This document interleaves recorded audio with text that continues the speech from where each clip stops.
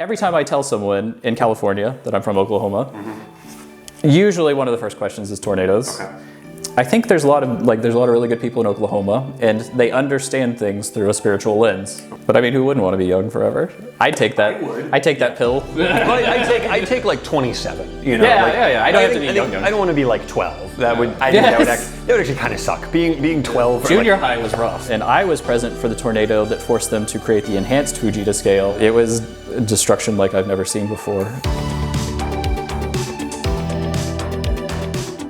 Welcome to the Orbital Media Podcast, where we learn about the people of the world, what they do, and their cultures, one interview at a time. If you haven't subscribed to the channel yet, please consider doing so that we can continue making more content in the future. Now, in this episode on American states and regional American identities, we'll be talking about the state of Oklahoma. So what it's like growing up there, living there, sort of family life, culture, weather, food, all of those sorts of things, what it means to be from this part of the United States. So today, I'm joined by Evan Graham. Evan, would you like to tell us a little bit about yourself? My name's Evan Graham. I grew up in Moore, Oklahoma, which is just south of Oklahoma City, Oklahoma. I'm currently a screenwriter, which out here in sunny California. Been here for 10 years, and I'm just very happy to be here, and thank you for inviting me. Well, it's great to have you here. So let's start off obviously with kind of the 10,000 foot view of Oklahoma. So if you were to say, meet someone from outside the United States, someone who's never heard of Oklahoma before ever, they don't know where it is on a map, and you said, I'm American, they say, okay, fine, and then you say, I'm from Oklahoma, Is there anything you'd kind of follow up with on that to say, like, here's what that means? It usually is confusing because Oklahoma is not one of the more famous states. Usually if you just say north of Texas, people will get it because, it is, Texas is, the 100-pound or 1,000-pound gorilla in the room, I guess, which is, everyone knows what a Texan is, what a Texan sounds like. They know barbecue and things like that. And so that's always, unfortunately, how you start framing the conversation is, Oklahoma is a little like Texas. It's close to Texas, but it's very different also. Okay. And then what if you met someone from the U.S. or maybe even, sort of U.S., Canada, kind of North America, where they maybe have heard of it and they might kind of have a sense, maybe find it on a map, that kind of thing. Yeah. What would you say to them? Like, I'm from Oklahoma. Here's sort of what that means. Well, it is. I think the big part of the Oklahoman identity is you can explain it by kind of comparing it to the surrounding region and kind of picking bits and pieces out of those regions. Like something I discovered that I didn't really know about until I was interacting with people who are more Midwestern traditionally is like we say Midwestern things. Yeah. Like for instance, when if you said something and I wanted to kind of emphatically agree with you, I would say no, blah, blah, blah, as opposed to saying yes. Yeah. And that has actually thrown Californians before, which I didn't realize that was a regional thing. Interesting. But that's also not something so much you hear like a Texan say. Okay. So I would, if it was a person from America, I would drill down like where specifically they're from. And then being like, well, we'd actually do that, or we don't do that, and work from there. So you'd work from really where they're from, and then just do a comparison of the two things. But Oklahoma is such a melting pot of so many different regional identities that it's very difficult to we don't exactly have our own thing, but we do have our own thing in the admixtures of things that we have, if that makes sense. Well, I'm curious to hear more about that. So you said it's lots of these different regional things. So my sense of Oklahoma, being not like totally illiterate, but not being like the most traveled person in the world. Like I've certainly been to parts of the U.S., but I've not gone to every state. I haven't yet been to Oklahoma. My sense is it's kind of sort of like Texas, but it's kind of sort of like the Midwest, but it's sort of south. It's maybe dry, perhaps. There was a dust bowl there, and there's sort of a very kind of like middle America farming kind of sense of things. Beyond that, though, there's not a lot that I would have said like, and it's generally a very conservative state. Yeah. Beyond that, there's not a whole lot that I would have been able to say here are the different things about regions of Oklahoma. I really don't know anything about that. So I'm curious to learn. Like you talk about all these different regions. Like what does that kind of look like? Well, so the big dividing line in Oklahoma is east and west. Okay.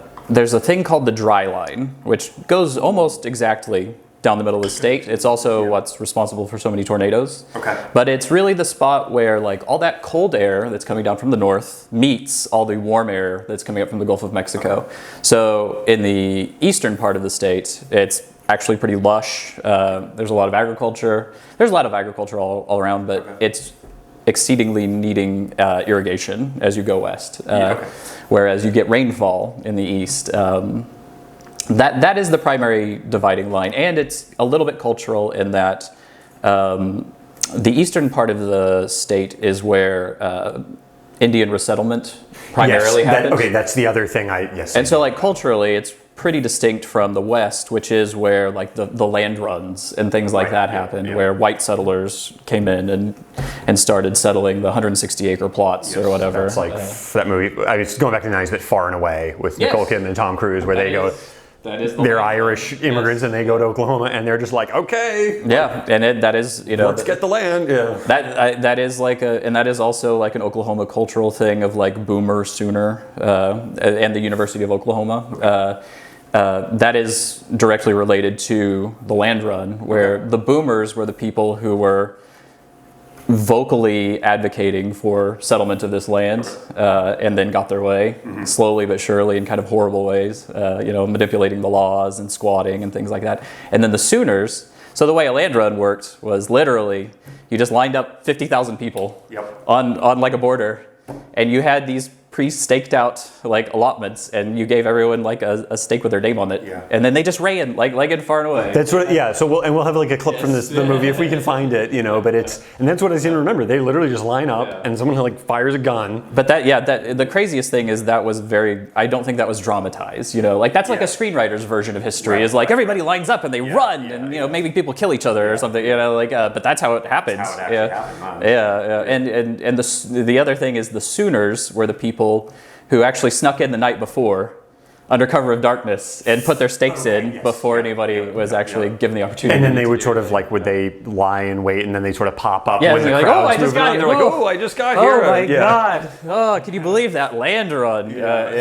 But that's part, I do think that is part of the Oklahoma ethos of like, don't directly screw anyone over, but life is what life is. And if you can find an advantage or two, why not take it? I mean, that's, I think, quite a lot of the not all of the human condition, but I think a lot of the human condition is kind of that, is like, ultimately you're an opportunist, and like, you're not going to do anything actively horrible, but if like, we can get some free stuff, like, why don't we do that? Well, and the conjugate of all that is like, you're always suspicious, like, well, everyone else is doing it clearly, like everyone else is sneaking out in the night, so like, why shouldn't I? Why shouldn't I kind of try to get a little bit of land? It's interesting. So it's the East versus the West is kind of the split. So, and they'll sort of get into demographics, right? So the sense I have demographically is you've got a large kind of like white American settler population. You have remnants of like Native Americans who had kind of been settled there forcibly. And then you have a little bit of like a Black American community as well. That's my general sense of like kind of who lives there. Well, and I can kind of speak specifically to, because I was mostly born and raised in Oklahoma City, but my dad actually, who was kind of estranged from, long story, but he settled in Durant, which is actually in western Oklahoma. It's not the official capital of the Choctaws, but it is like their unofficial capital, where most of their casinos, they have a giant rodeo, they have an enormous hotel complex. I mean, it's amazing. And like I would say, like kind of like the word remnants, it really feels when you're there, like in Durant, that like things are running really well. Interesting. Like, interesting. It is a very vibrant place, and is like the tribe there is on top of everything very well. Like they take care of their people. Dad's friends with several members of the Choctaw tribe. They share all of those casino earnings throughout the tribe. Like several of his friends, they're older as well, so I think it's partly like a retirement benefit or something. But they don't have to pay for food. They get like a monthly food, and it's nice food. Like this isn't like government assistance or something. This is but it's I can't speak specifically to like the Cherokees or the Creeks but I have spent a lot of time in Durant, and I have nothing but admiration for the way the Choctaws have run, their community. It's really inspiring. It makes you feel like we could get our act together too, maybe someday, because they have their acts together way better than us. No, I mean that's very interesting, actually, right? Because you don't usually hear that narrative. Yes. There's more the narrative of like there'll be a casino and there might be like 12 guys who have all the money and kind of, and it's not true just Native American casinos. Like I mean, you think about Atlantic City too. Like this is one of my personal things, but I do think that is the kind of like the movie-fied version of reality, or the televised version of reality, where you have to have a drama. Yeah. So you have to have conflict, and the easiest way to have conflict, like in the situation of there's a casino run by people, is like human nature will take over and they'll be awful, and people will stab each other in the backs. But reality doesn't always go the dramatic way, right? Sometimes good people are in positions of power. And wouldn't that be nice? Yeah. Or isn't that nice? I suppose. Yeah, we should say. Yeah.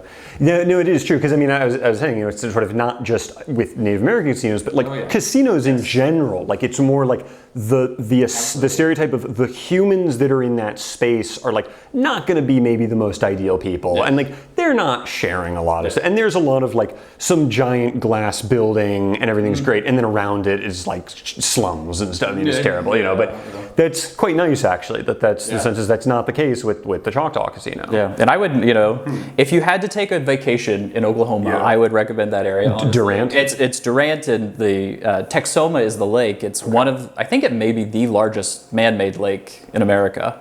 Vast, and it has an outlet to the Gulf through some river. Oh wow! But segueing to general Oklahoma, I would say lake-going culture is huge there. Okay. There was that is probably the preferred single pastime, especially in summer, it's getting hot, and Oklahoma can be very muggy, but it's really wonderful to go out on the lake. You zip around, you water ski, you jet ski, all of those kinds of activities. That's really interesting. I mean, I just, for some reason, right, I had this stereotypical image of these sort of dust-swept plains, and there's no water as far as the eye can see, and but there are all these lakes apparently. Well, and to your point, I think the reason there are so many lakes is that they're mostly man-made. Okay. And that was actually, I don't know if it's good science or just an idea, but most of those are made by the WPA. Yeah. So this is the 30s. Yeah. Okay. Yeah. And the Army Corps of Engineers engineered most of those lakes. And I think there's a stat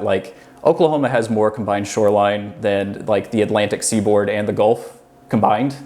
Okay. Because there are so many little lakes that have been done. Okay. And I'm not. It's like Minnesota. The land of 1,000 lakes. This is fascinating. Yeah. Oklahoma is the land of 1,001 lakes, because it's that much better. Our lakes are better. Yes. They were built by the hands of man. That's right. Supreme. But yeah, it is I'm not absolutely certain, but I do think that those lakes were engineered partly in response to the Dust Bowl, which I had a grandfather who was old enough to have lived through. Yes. And that was a crazy, terrible time. There's a lot of family stories from that aren't, they're not super happy stories. Well, I mean, so one of the things about this podcast is, right, I don't want to only focus on nice, happy, wonderful things, while always being respectful and always sort of, having an understanding of people's humanity. I do think it's important to delve into things that are not always sometimes great, that are kind of moments of human suffering and kind of, travails and the trials and tribulations of existence. And so if you want to talk about the Dust Bowl, because that is another thing that I think a lot of people do know about Oklahoma.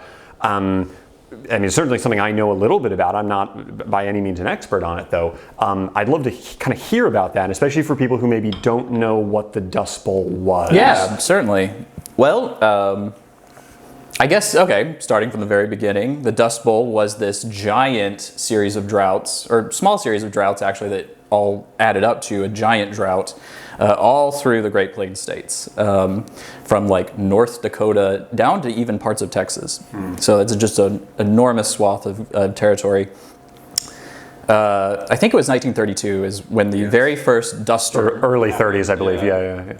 And I mean, it took everyone by surprise. It was mostly, what people don't realize, and this is something I didn't realize until relatively, recently talking through the family and everything, is farmers really were, poised to become like the next, like the equivalent of like cryptocurrency millionaires, where it was a thing that people didn't really see.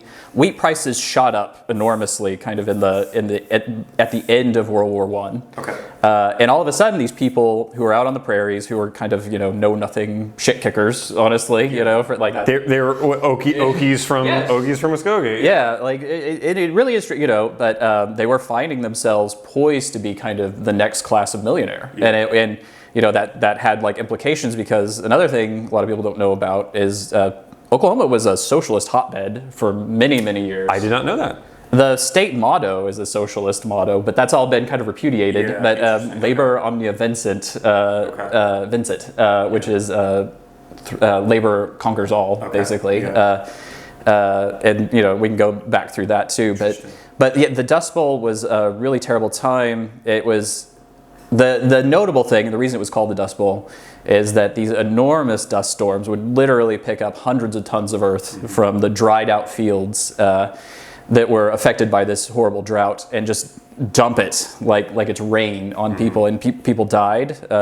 If you were caught out in it unprepared, and you were sensitive to that kind of thing, you could just outright die. But there were tens of thousands of deaths to something called silicosis, which is the same thing that miners suffer from, black lung. And this is particulates in This is like soil lung, basically. They don't call it that really, but it is. It's basically what it is. It is. It's the equivalent of black lung. And they really don't have an accounting of how many people died, but it is like it's thought to be in the tens of thousands, and that's with hundreds of thousands of people leaving the area to come to places like California, which. In the case of my grandfather, both of my grandfathers are actually old enough to have been in the Dust Bowl, but one of them was old enough to be on the cusp of adulthood. The other one was a child, very small child. The older grandfather, his family they lived in a place called Walters, Oklahoma. They were cotton farmers, and everything went to shit when they, cotton is notoriously hard on the environment already, and it requires a lot of irrigation or a lot of rain, and we had neither of those. So they literally broke up the family and shipped them out to different places. And my grandfather's big story, like he had a bunch of smaller stories, but the one that always really stuck in my head as a kid was they shipped him out to California, and it was like a Hunt's factory, like the ketchup makers, but he was making vinegar, and literally, I think this is like 1933, 1934. Literally, they just have these kids, like 16-year-old kids, over these giant vats of vinegar, the grape mashings and things like that, and you have to stir them up. I don't really understand the process, honestly. And like, he was almost overcome. They have no respirators or anything like that. He made the mistake of looking over the edge of the thing and was almost overcome, but literally 2 days after that, one of his close friends there did the same thing, fell in and died, died in a giant vat of vinegar. The insanity of those times, nothing like that should ever happen. No. And I mean, it's interesting, I think, sort of the 30s is, I don't want to say like a turning point, but that kind of phase where, like late 1800s and early 20th century, that's just like, oh, that's just what happens. Like, little Timmy got his arm cut off by like a thresher. Like, that's fine. But by like, the 50s, World War II, it's like, we've kind of stopped all that. And now there's like workplace safety, and we've got, OSHA violations and stuff like Absolutely. that. But still in the 30s, I could see like there's still a lot of that transitioning into I agree, a safer workplace concept. Yeah. That's been my kind of thought process too, about like that transition point. It had to have been World War II. People were fed up of dying after that. Maybe we should have a workplace safety authority who doesn't let little children fall into vats of malt vinegar and drown. Just insane. And my other grandfather was also shipped out here. But the interesting thing there is, all of my family is a little economically challenged, honestly. They were coal miners. They were from a family of coal miners, except his father, my great-grandfather, got black lung very early. And they pulled him out of the mines. Like, they cared about that in the 20s. They did, but I don't. Sure. Honestly, it feels like it must have been like they were afraid of their productivity would fall or something at that point. But, they had radiographs. They would take a radiograph. If you have a spot on your lung, you're out. So they had no income. So they came out here, and World War II, is a story that we've heard before, was actually an economically good thing for them, because he was employed in the defense industries. My great-grandmother was building ships here in California, and my grandma Jessie was in there in those empty holes, like bolting stuff together. And that was kind of the story of my whole family. Is World War II was kind of the spur that helped both sides of my family to kind of get out of that cycle of poverty, actually. I think that's true for tens of millions of, the country really as a whole. That's kind of what sort of, turned it around, in terms of getting everyone back. That is, pretty much the narrative of getting everyone back to work. Yeah. And to bring it back to Oklahoma, I feel like that was a very common story. I like to talk to people. I like to talk to older people especially and get their stories. And that was such a common, I think nationally too, it's a common narrative, but it definitely helped a lot of people in Oklahoma, which is sad because it's a global war. Also, I'm sure tens of thousands of Oklahomans may have died. A state of 2 million probably at that time. But it is that was one of the notable things. The Dust Bowl really hurt that region terribly. All those potential millionaire farmers found themselves losing their land, becoming sharecroppers on their own land because they'd taken on all this debt. And then, wham, you have World War II, and all of a sudden people are going to college, that would never have gone to college, things like that. To bring it into, I guess, more back into the present a little bit, but also building on this idea of the history and kind of the background, what does some of the culture look like relative to now not living there and comparing and contrasting, culture from where you grew up and culture from Oklahoma as a state in general compared to other parts of the U.S. that are maybe not quite the same? Well, and the first thing I would say is I do think culture is rapidly changing there. More rapidly. We have this kind of thing where the coastal cultures are kind of becoming the culture of the entire country. And that's, I don't have any dog in that fight, honestly. But it is, the first thing I would say is it is changing. I can talk a little bit more traditionally. The sad truth is Texas is our greatest rival, and yet it is the number one state that people are familiar with, and culturally as well, not just geographically, where you can point to it. And for instance, barbecue culture is very big in Oklahoma, and it's ketchup-based sauce, not mustard-based sauce. It's not Kansas City, it's Texas style. And that is food culture is probably a big thing there. There is sorry to focus on, but what would food culture be specifically in terms of so barbecue, but dishes in particular that would be notable for that state or? Yeah, well, it's a lot of corn dishes, honestly. That makes sense. Cornbread, corn pone, things like that. Not cornbread stuffing. I didn't even know that there was another stuffing until I flew down here. Oh, you didn't even know there was another one. There was bread stuffing. Just plain bread stuffing. But it is that is one of the things is it's kind of it is colored by it's a state that is a little less well off than the surrounding states as well. So it is kind of home cooking type. I think fried okra is the state dish, honestly, if that if that helps clarify. I don't know if you've ever eaten fried okra. I have eaten fried okra. I think it's quite tasty. I've eaten and that is actually honestly a thing that I was surprised at. It was fried okra is incredibly common in Oklahoma, or even boiled okra, which is kind of awful. It gets really slimy. I've heard that, but I've never had it. But that is a good culture shock moment of how difficult it would be to find fried okra here comparatively. You're going to have to go to a barbecue place, and even they may not have it. We originally moved to San Diego, and the barbecue there was not comparable to Oklahoma, and no fried okra to be found. But and the other thing about food culture is I would say the family cookout is probably much bigger there than it is, and it's big here. I've been to family cookouts out here too, and it's but it was in my own family's case, that was something that could be weekly or even twice weekly. And it is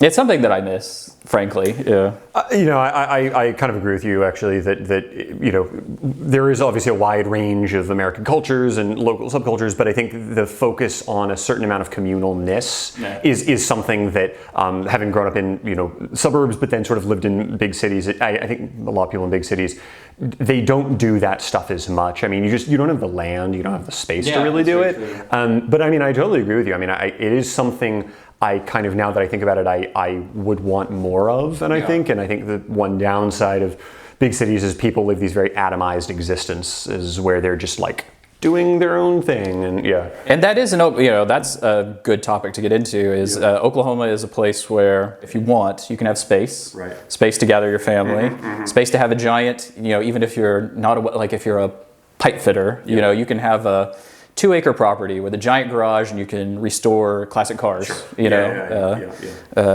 you don't see that out here at all. And that is something I miss a little bit. In that, like, I have friends who had their own businesses at like 25. Bakeries, restaurants, and without funding from wealthy parents or anything either, because cost of living is so low there. But then I guess the flip side is the existence in terms of like what you would do for fun, let's say, or I don't want to call it nightlife, but that kind of idea of just like your social life. Like, what does that sort of look like? Now, there's actually a relatively kind of thriving hipster culture in Oklahoma. It's centered around a couple of specific large streets, but it's developed. You can go in there, and if you kind of squint your eyes, it feels like you're like walking down, walking in the arts district of downtown LA or something, honestly. I think maybe what people might think of as kind of the default Oklahomaness, which is that maybe like Will Rogers. I don't know if anyone even knows who Will Rogers is, but it's kind of the aw shucksy, kind, ingenuous, like that kind of a thing. I do feel like that's going away. I don't think it's a bad thing, because people have to live, but that is part of the reason I don't miss Oklahoma as much. Is I've seen my older grandfather's Oklahoma slowly going away to this more angry, anxious kind of general vibe. In Oklahoma, and this is particular to Oklahoma City also. I can't speak to the entire state. I could mostly speak to Oklahoma City and Moore, which is a tiny suburb of Oklahoma City, and Durant. Which, but when you say an angry, anxious vibe, what is that? Well, it is like it's interesting. I think what part of it is like what I was talking about with like it's a place of space is kind of changing. Like they're seeing that change as well, where previously like giant rambling suburbs are shrinking down into smaller and smaller places, and the infrastructure really isn't exactly there to support that. So like instead of having 6-lane roads, you have a bunch of 2-lane roads, and people get road rage when you've got the entrance to your subdivision blocked off by a traffic jam. People go crazy. And again, these are very particular like observations like from the times that I've gone back there. So like I do love Oklahoma. Like I'm not negative on Oklahoma, but it does feel like and I do think it also goes to the economy where we talk about the national economy so much, where it's like, oh, we're doing well or we're doing badly, but regionally is what really affects people. It really does, yeah. And Oklahoma's been having some ups and downs, and that's what really affects those people that live there. And anytime money starts getting tight, you can't blame people for getting a little angry and anxious. Yeah, I mean, that's sort of, again, another kind of sense I have about the state, and you mentioned this with sort of it's not always been the most economically developed of states in the area, that like it is a state where there is a sense of sort of our lives are reasonably hard, and we're sort of making do in a somewhat not like completely deprived, but like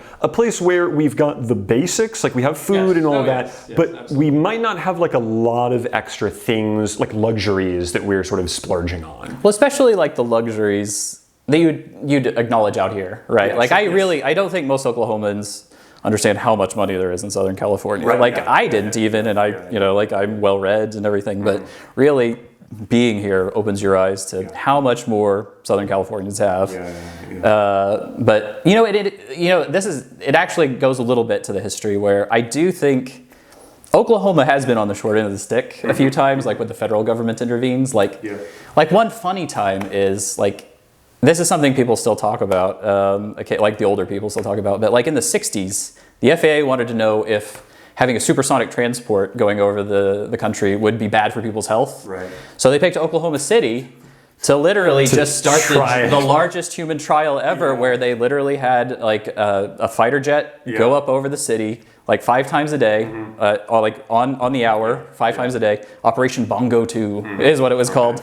And it was because the FAA was like, well, Oklahomans are, you know, they're very folksy, they won't care, they'll support the country because of how great it would be to have a Concorde that goes across the Midwest all the time. And that like caused a furor. Like that, I think it was supposed to go for a year and it went for like 3 months or something like that.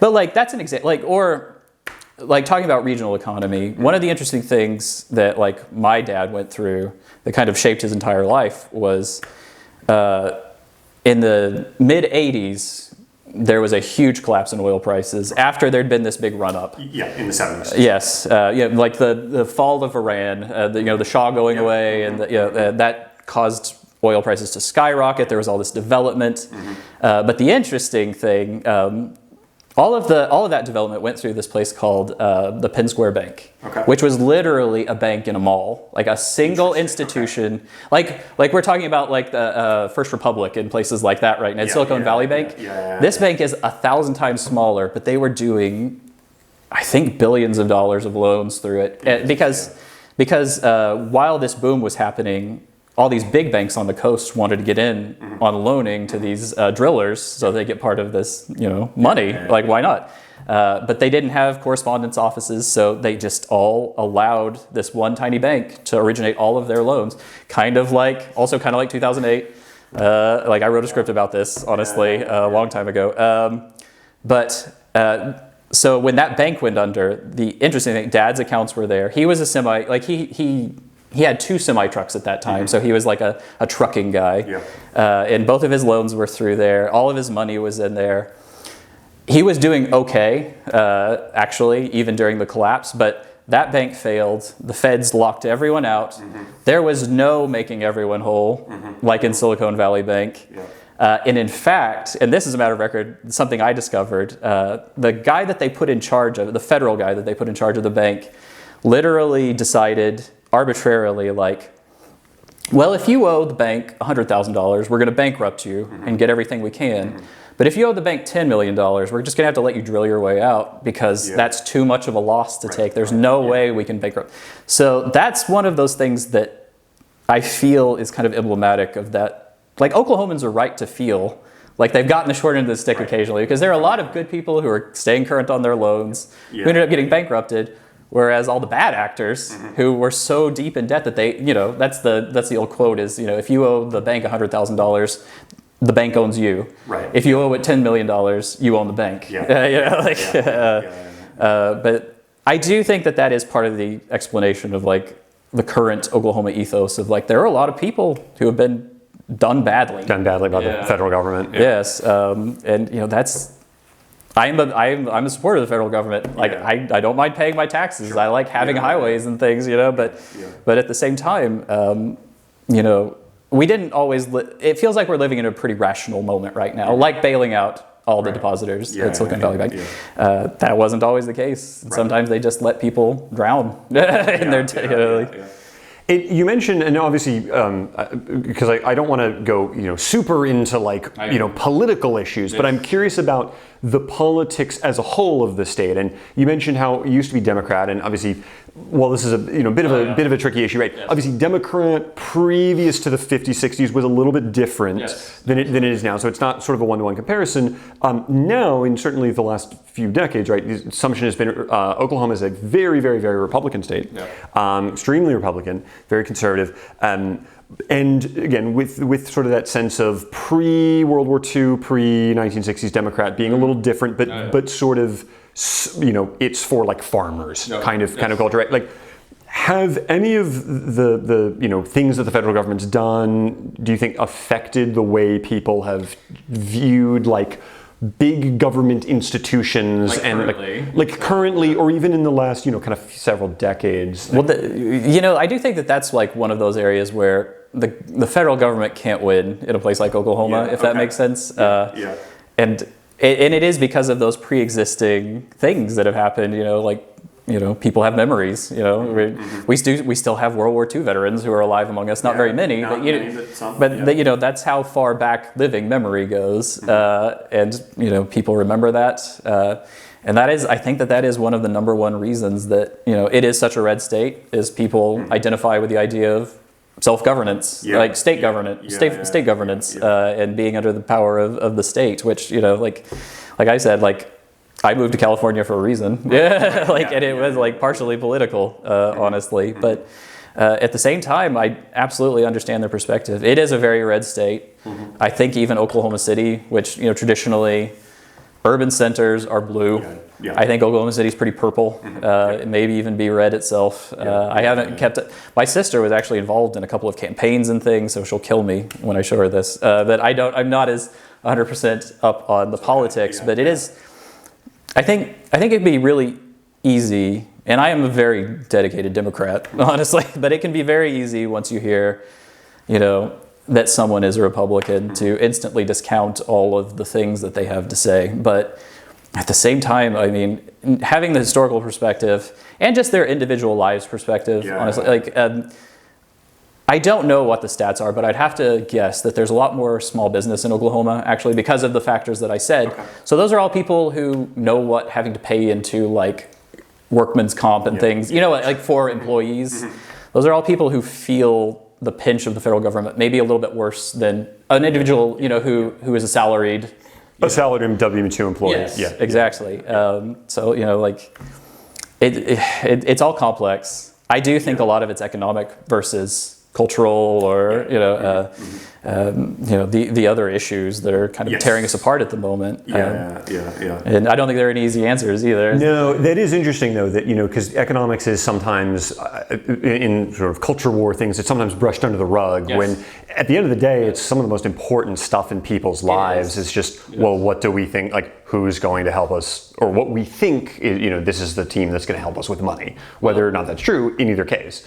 Well, and it's very, with money, it is very easy to demonstrably say oh, I had $45,000 last year and I have $43,000 this year. Does that feel like progress to you? I mean, and it's hard to argue with that, no matter what else might have happened. I mean, what's the phrase is, it's people vote with their wallets, or people vote with their pocketbooks, which is, true at the end of the day. Your basic needs and resources are going to determine, what you go for. No, it's interesting when you drill down into that, wherever you are. There is also a religion component too to this as well, which is a big factor too in why certain regions might vote a certain way. Absolutely, and Oklahoma is known as the buckle of the Bible Belt. Actually, I don't know if that's really that's widely known, but it is quite religious. I would guess it has some of the highest per capita church attendance in the country. There's a lot of churches. I was raised first Southern Baptist, and then we switched over to Methodism, which is a lot gentler than Southern Baptist. There's going into religion, honestly. There's a lot of things that a non-religious person speaking to a religious person automatically kind of assumes, and maybe immediately starts not listening. But truthfully, I think there's a lot of really good people in Oklahoma, and they understand things through a spiritual lens. Is the truth of it, and it's totally possible that for political gain, certain people can absolutely twist that understanding in a way that maybe makes you vote in a way that's not totally consistent with your value structure. Honestly, and that is just to be honest, I think besides my mom, I think every member of my family that I've asked voted for Trump both years. So they're in my personal family, it's very red, and it is partially a religious component as to why they vote for him as well, which is crazy. in the case of Donald Trump, that is personally a little strange. It is strange, absolutely. But I do think, like, again, they're seeing life through a particular lens, and they have and that prioritizes certain things. And no matter how much we might disagree with them, you know, like, we're definitely. It's going to be really hard to rationalize away those concerns, if that makes sense. No, absolutely, yeah. So I really am a big believer in just sitting down and talking and listening to them. And I haven't been kicked out of my family yet. That's good. Knock on wood. It is a knock on wood. Stay in your family. It's a tenuous connection, but you're still there.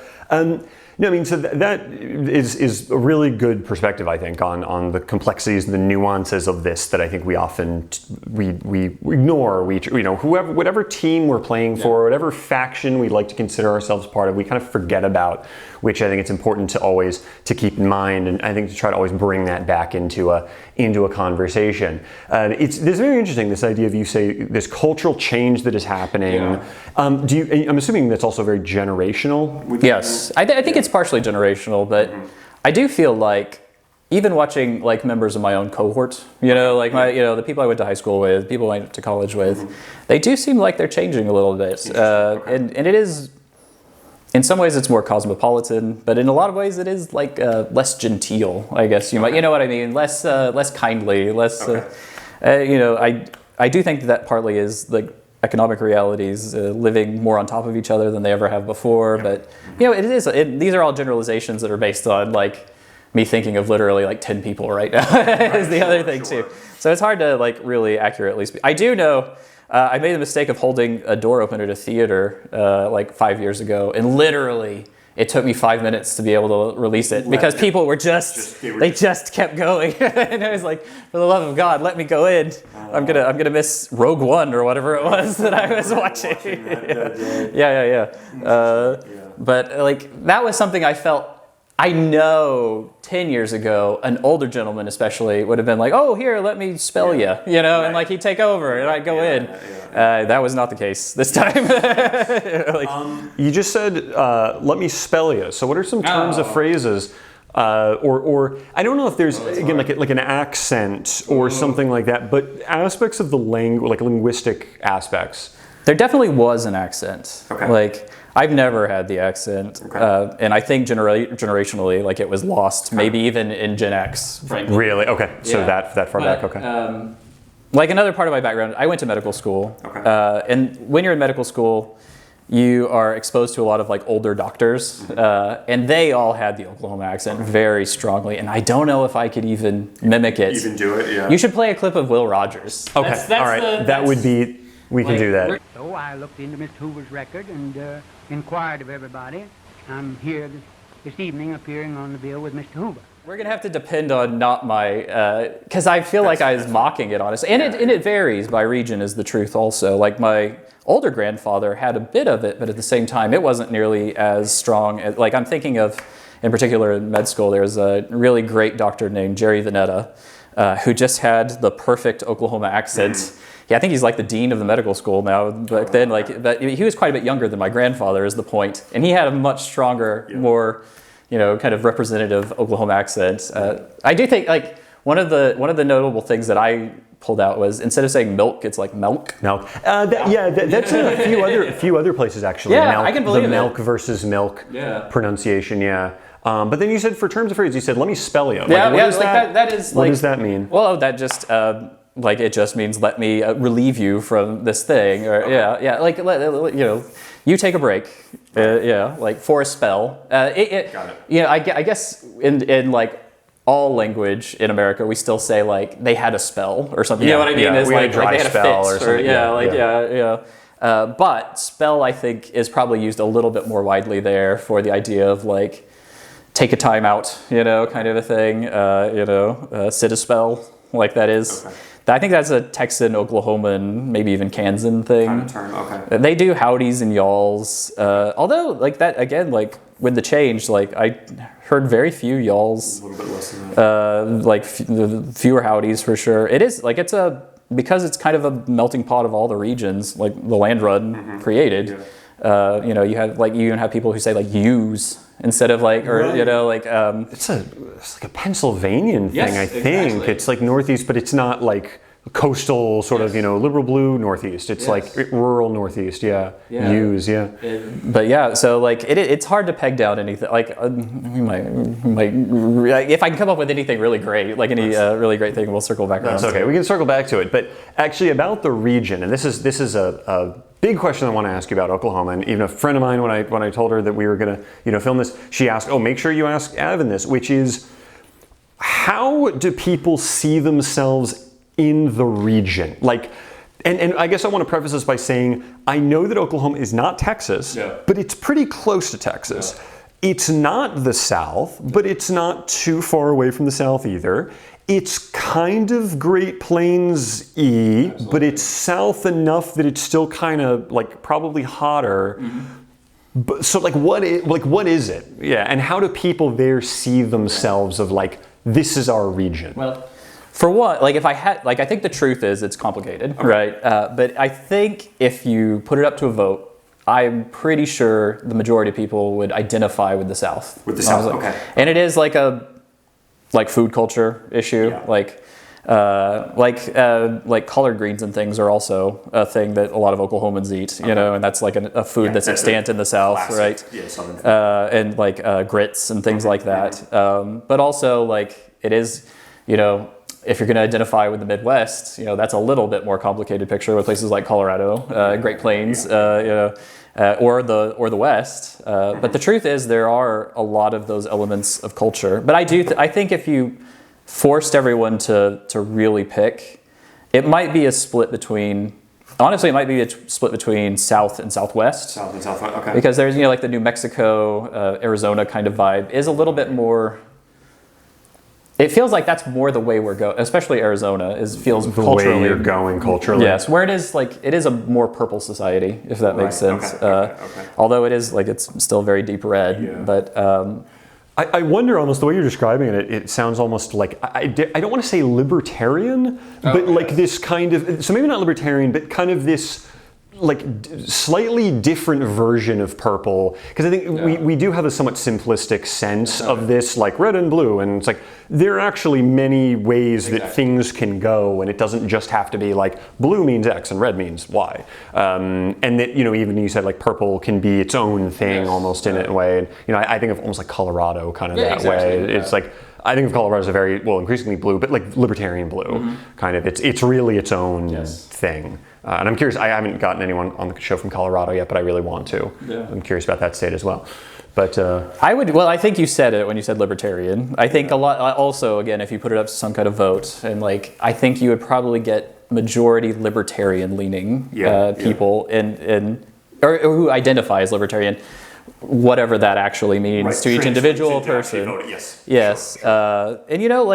And so for instance, on that vein, something that a lot of people don't know, Oklahoma has some of the broadest and most liberal cannabis laws in the country. I would have never guessed that in a million years. And again, my dad, who I love deeply and I think is really cool, by the way,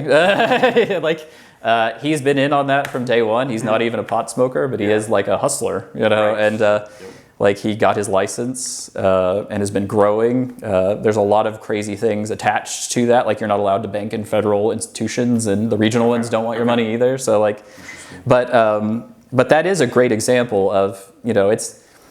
I think if you thought traditional conservative values, you wouldn't think pot. You wouldn't think every. And I think the story on the vote was supposedly, and I don't know if this is true, but I heard this from like 20 different people individually. Was that this was a measure that was put up to vote by the state, by like the state assembly or whatever, thinking that it would never pass. Then it ended up passing by like 75% or something like that. Like it was like probably the most popular referendum ever put on a ballot. And it had like again like economically it's helped my dad a lot. Sure.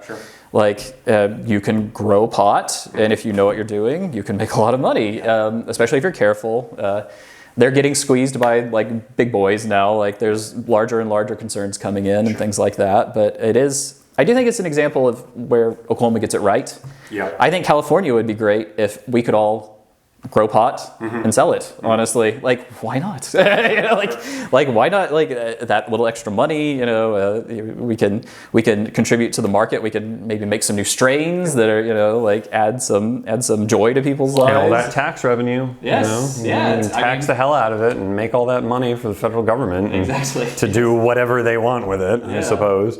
Yeah. But it is like that is one of the more people are always surprised by that. That is absolutely fascinating to me. I would have never guessed that in a million years. That is one of the most pot-friendly states in the country. Yeah. Interesting. Absolutely. Well, and that just goes to show you how unique and complicated different parts of the United States are.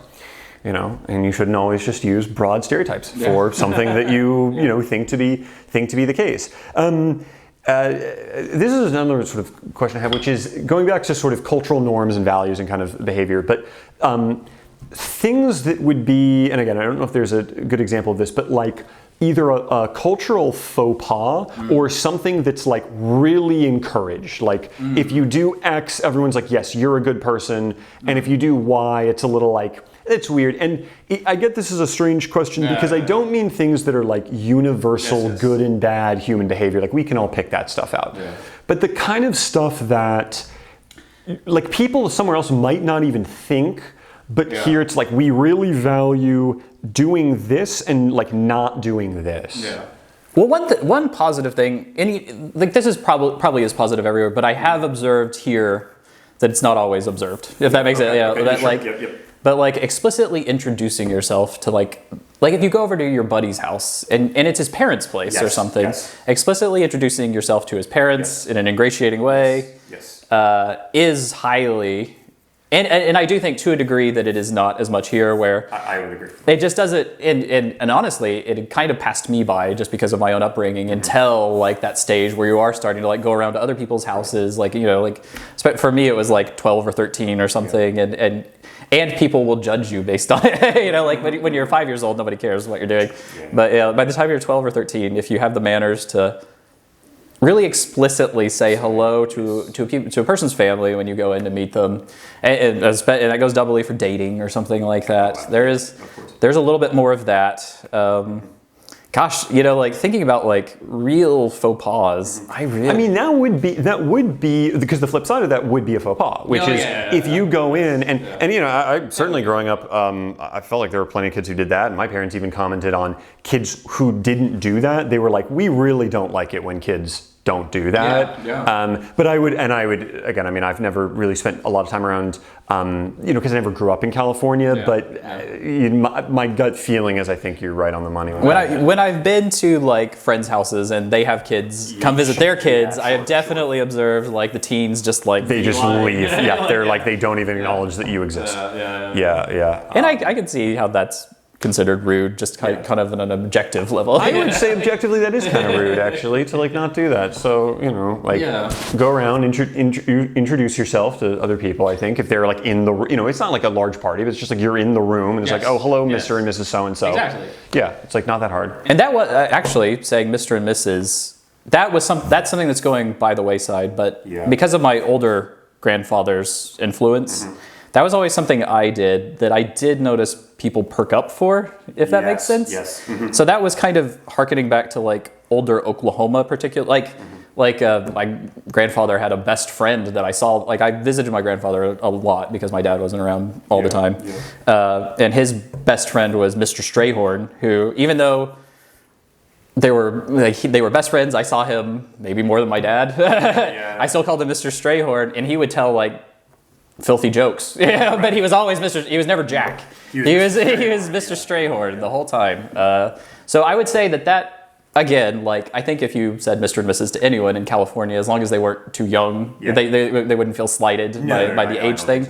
They would appreciate it. But in Oklahoma, it went a very long way. Yeah, it is very true though. I think that idea of well, and you mentioned like the coastal culture that is slowly kind of creeping in to things, and I think that there certainly, I mean, I wouldn't even say coastal culture, I said California culture, that idea of like everyone wants to be young constantly forever, right? Well, I mean, it's not just California, I mean, it existed in human history forever. to all recorded history. All recorded of, like, history. Chinese emperors trying to ensure their immortality with mercury. Yes. But at least in terms of, the most relevant in our current state, I'd probably trace it back to California in general. Oh, I agree. But I mean, who wouldn't want to be young forever? I'd take that.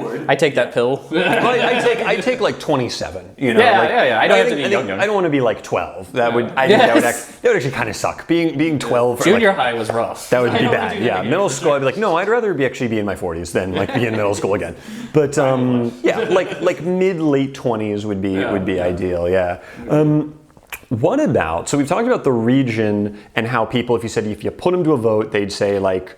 We're kind of, if I added maybe Texas adjacent, or is that, and this is what I want to get into, the relationship with other states, especially Texas, because as you said, like, you always have to, if you were meeting someone from another country, you'd say, we're right next to Texas. Like, how do people in Oklahoma think about their neighborhood? Well, it's interesting. I mean, again, like it's complicated by the fact that our greatest rival is also like our closest cultural touchstone. Yeah, which is Texas. Yes, absolutely. Where like I went to the University of Oklahoma.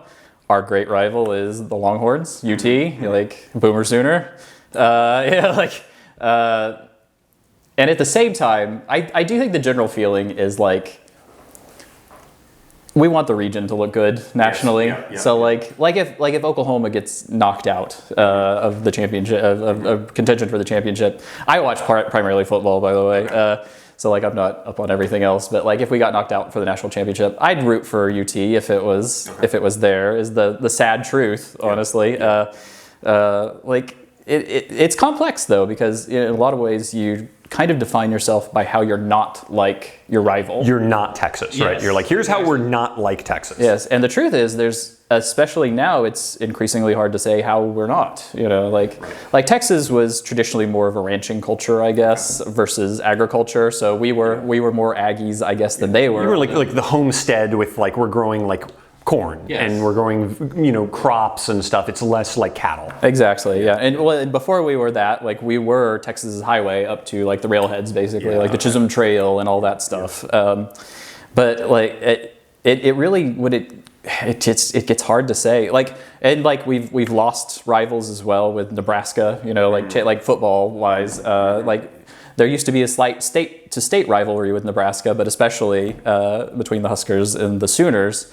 And that's gone now that they're in different conferences. But like it is, I do think Oklahoma is kind of typified by the idea that like, I do think in a lot of ways we punch above our weight, if that makes sense. Okay. Where like Oklahoma has off and on a great football team, which is strange for a state that has a total of 3 million people, whereas... That's the total population yeah, of about 3 million? Yeah, I think so. Okay. LA County has like 9 million or something. Yeah, like 9 or 10 million. So we're a third the size of LA County, but our team, like our football team, the Thunder used to be good. That was a huge point of state pride, that kind of thing.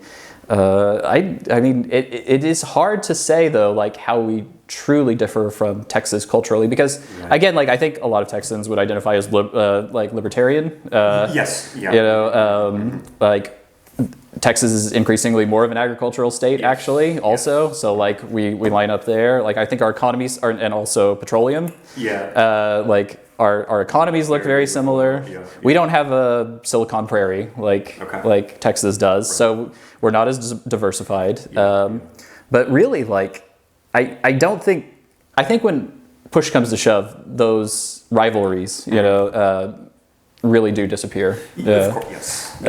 Especially like if we're not in contention. I'd like to think that Texas would occasionally cheer for Oklahoma also, please. If you're when the Longhorns aren't doing so hot.